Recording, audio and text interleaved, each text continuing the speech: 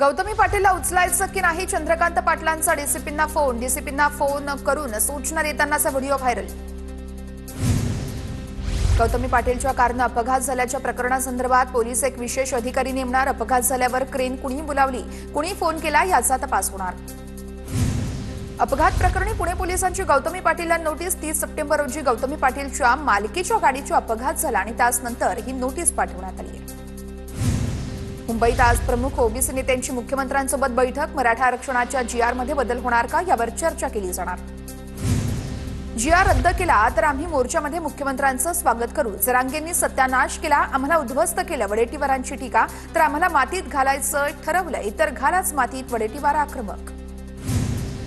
OBC संदर्भातल्या बैठकीत तायवाडे जाणार नाहीयेत। दरम्यान मराठा आरक्षणाच्या जीआरमुळे ओबीसींचं नुकसान होत नाही अशी तायवाडे यांची प्रतिक्रिया।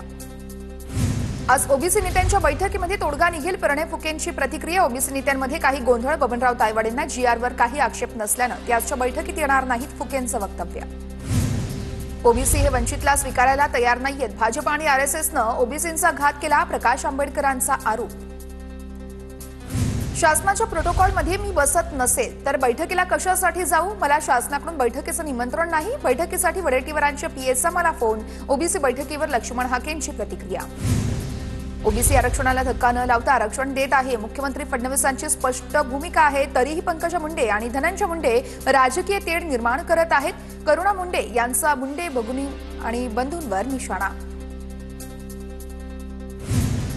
छगन भुजबळ धनंजय मुंडेंना मंत्रिपद गेल्यावर ओबीसी समाज आठवला। आरपीआय खरात गटाच्या सचिन खरात यांची टीका। तर हाके पडळकर हे मनुस्मृतीचे गुलाम आहेत, खरात यांचा निशाणा।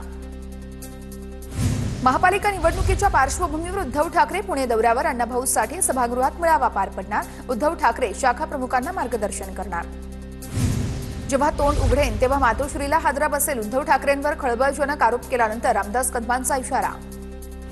अनिल परब आज पत्रकार परिषद घेणार। दसरा मेळाव्यामध्ये रामदास कदम यांनी केलेल्या आरोपांना परब उत्तर देणार।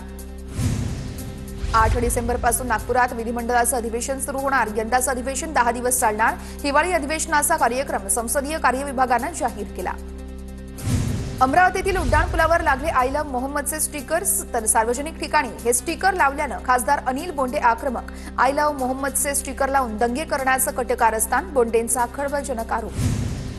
केंद्रातील विविध योजनांचे पंतप्रधान मोदींच्या हस्ते आज उद्घाटन। 62,000 कोटींची या उपक्रमांतर्गत तरतूद। उपक्रमामध्ये प्रामुख्याने युवक शिक्षण, कौशल्य आणि उद्योजकता विकासावर भर। राहुल गांधींकडून अमेरिकेमध्ये भारतीय कंपन्यांचा गौरव। 4 चाकी निर्मितीच्या क्षेत्रातील बजाज, हिरो आणि टीव्हीएस सारख्या कंपन्यांचा गौरव।